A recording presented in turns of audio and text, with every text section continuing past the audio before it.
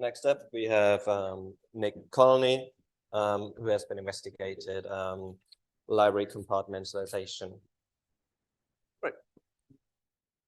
Hi, my name is Nick Connolly. Just a bit of background. I didn't realize there was going to be a photo of the CAP computer used earlier, so you're seeing it for a second time. I came across it when I was a student. I worked on some software for it, so that's where my interest came from. And then at Datacore Software, we pioneered storage virtualization. And as part of that, I was involved with a digital security by design project for porting SPDK and DPDK to Morello. And as Artegrity, we worked on library compartmentalization, which is the work that I'll be talking about now. And I'm currently at ARM, but I should say I'm speaking in a personal capacity because I'm not working on the Morello project at ARM. So what's the background? Data is a critical resource, and we talk about securing it at rest with encryption. We maybe talk about securing it in motion, but not so much in use, how you protect the data in use. And what we've been trying to look at is how you create a secured storage stack to process that data and how Cherry can fit in that.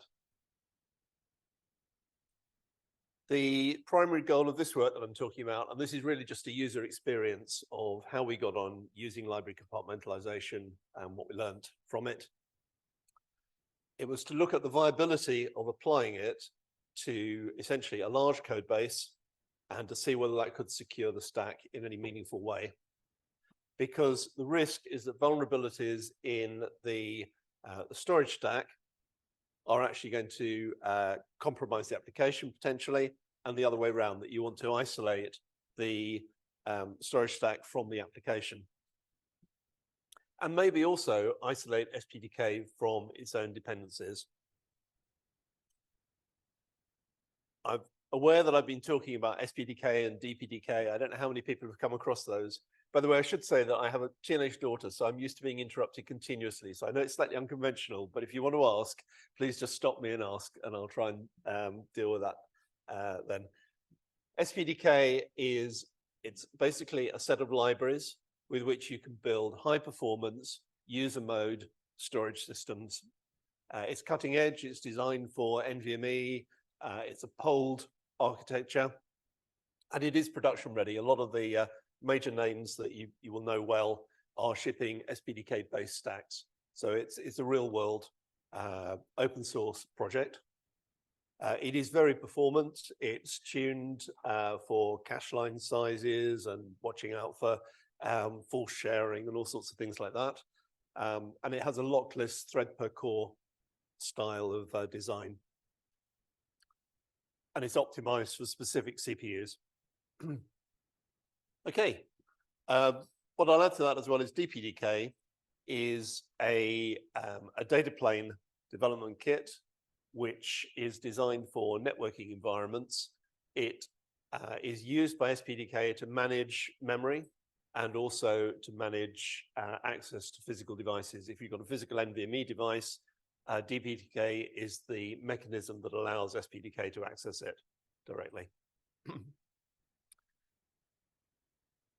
I think the first challenge is, where do you start? You've got 250 libraries. What are you going to use as your compartmentalization boundary? What are you going to use as a test environment to try it out?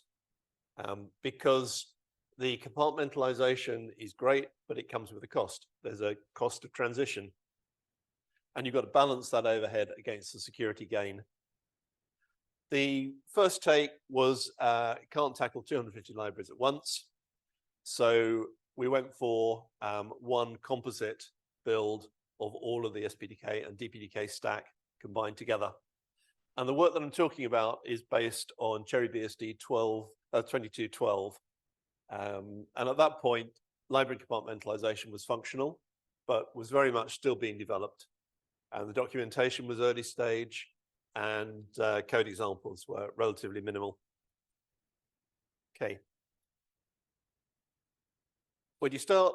Well, a simple little test program that would allow experimenting with shared libraries and a parent executable and watching what happens on the compartment transitions. It allowed experimenting with the make files and how you were building it. And it was a really valuable tool, actually, because instead of dealing with millions of lines of code, you're dealing with a very small example that you're working on. But the question that came up was, how do you know it's actually working? And so we created CHERITree, which is a library that you link in with your application. And then you can call the library, and what it will do is look at all the registers that are saved at the point of call, look at the stack contents. And one of the neat things about the capability architecture is that it allows you to tell what's actually a real pointer. Rather than just an arbitrary bit of memory, you know that it's a valid pointer. And so you can walk the data structures and determine everything that's accessible. And that was really quite fun. We intended that to be linked with the application, because what I wanted to be able to do was to call it on compartment transitions so that it looks at everything that was accessible and spots what the leakage is that you're not expecting to have access to. As it worked out, I didn't get to do that all the way through because of time constraints. But it's an open source project. You can feel free to build on it or use or whatever. Okay, and then that's an example showing the output that you can get if you display it on the screen. It's showing the capability registers and working through all of the memory that is accessible through those registers. Okay, FIO is a fairly general purpose Linux test tool. It makes a good harness, and actually it allowed us to put the whole of the SPDK and DPDK within a ready-built test environment. There wasn't a PureCap build at that point. So firstly, we did a port of it, and then built the FIO plugin that comes with SPDK, and that was the engine that we were driving IO through.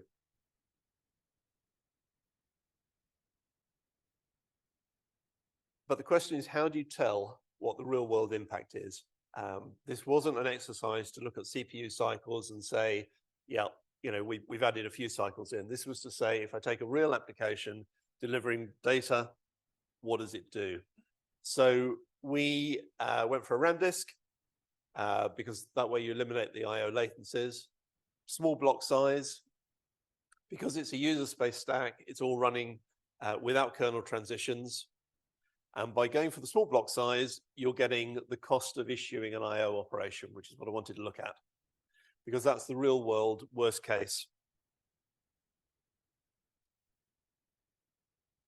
In the process, we had to resolve a few issues. As I said earlier, it was experimental at that point, and Depeng was absolutely brilliant at responding and helping get some of these eliminated, including deadlocks and exceptions accessing thread local storage.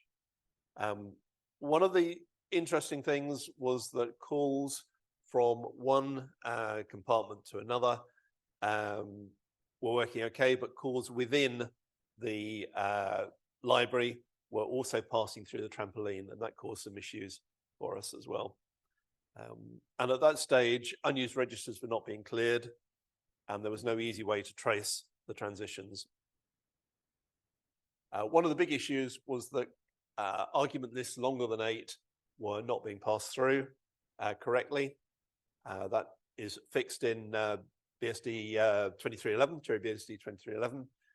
Solution to that was simply to use variadic arguments and pass it through, and then modify the code to work around it. Fortunately, there were only a few cases that mattered, and a little bit of scripting was able to pull those out from the compiled code, rather than trying to plow through millions of lines of source to figure out what was going on.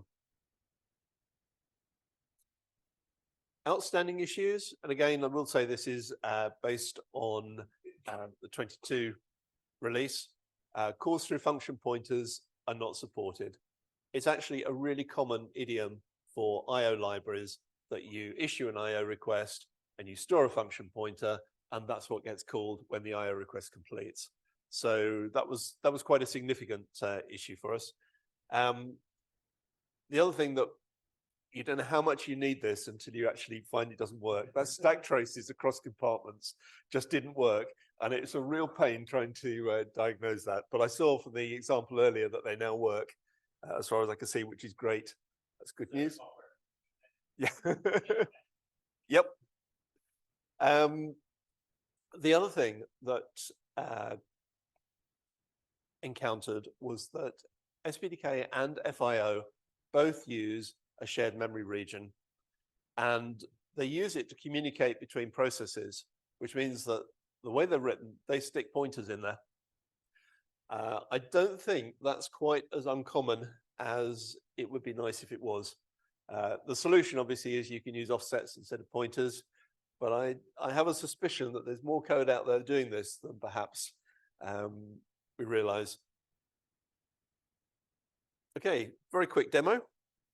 This is of FIO running RAM disk, and we're just looking at the IO latencies and the bandwidth throughput with particular types of build. One is with everything as a single library, but it turned out we could also build it as multiple libraries as well. So there's lots of compartmental transitions going on. So hopefully I can make it. Yes, there we go.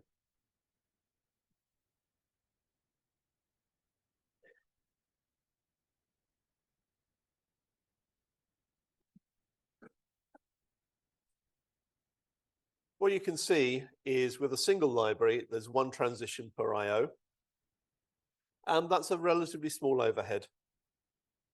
With a debug build, it's a slightly higher overhead. With multiple libraries, it's interesting. We see a segmentation fault. And the reason for that is because of the function pointer being used as the IO completion. The really curious thing is that if you do a debug build, it actually doesn't produce a core dump, and it actually gives you a number. I think the number's real, but treat it with caution. But you know, you're talking maybe 10-ish% type scale, which I don't think is bad for the added security that you're getting. Generally speaking, it just works. The code has not been optimized. It is better or different on 2311, but I think it shows significant potential to be able to isolate an application from the dependencies that it has, which you just don't know anything about them really in general. The code that we worked on is publicly available, and I knew I was going to get the question, have you looked at 2311? So here's the answer before I get asked that. Started looking at that this weekend. There are a few minor issues and changes in driver module definition and things like that. Interestingly, Git seems to fail to extract the system sources when I tried it. If I use the PureCat version, the non-PureCat worked fine. So I don't know what was going on there. Managed to reproduce the benchmark results from previously. Actually, what I saw was the PureCat builds were slightly better performance, but the compartmentalized was slightly worse, a slightly higher penalty for crossing compartment boundaries. And the multi-library results actually produced a number this time instead of core dumping. So again, I don't know quite why that is, but benchmarking API, haven't had a chance to work through yet. Did explore that a bit more. The issue there is that the build system is complex for SPDK and DPDK, and to get all of the right compiler flags at the right time was challenging. But having done that, there's still a residual issue, which is if you have a base application loading a library, and the library that's being loaded, DL open, refers back to a symbol in the base application, at the moment that's producing an unidentified symbol issue, and so I can't get that to load. But that's the rough summary of what we found. Any questions?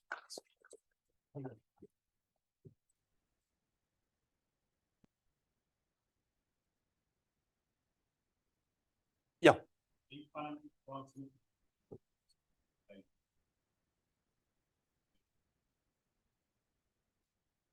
question for the benefit of the recording is, am I planning on writing up the performance results? Probably not. And the reason is that I've spent quite a lot of time over the years working on benchmarks, and I know that results are meaningless unless you know exactly what's being tested. What I was after with this was a gut feel response rather than a systematic, under these scenarios, this is how it will behave. So I'm cautious, but yeah.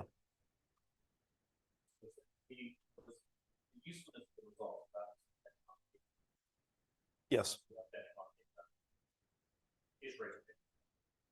Okay. Yep.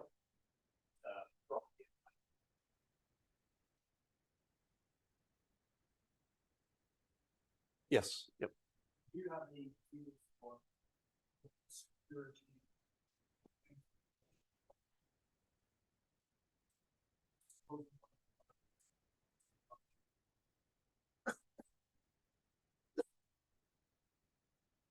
Okay. Do you have any idea on the security benefits of the compartmentalization? Yes, I mean, that was why I spent time on the cherry tree analyzer to look at what was getting passed across the compartmental boundaries. And it is doing a good job. But you have to factor in other things as well. So DPDK has a memory manager in it. It allocates a chunk of huge pages, and then they're carved up and given back to SPDK. And a simplistic port, it all works, it runs, it's compartmentalized, and you think life's wonderful. Until you realize that that memory allocator is returning a capability where the bounds cover the entire huge page pool that it's got. Yes, you have ticked the box. Yes, you have ported it. It's not delivering the security benefit you expect. But in general, I think it's very promising. Yeah.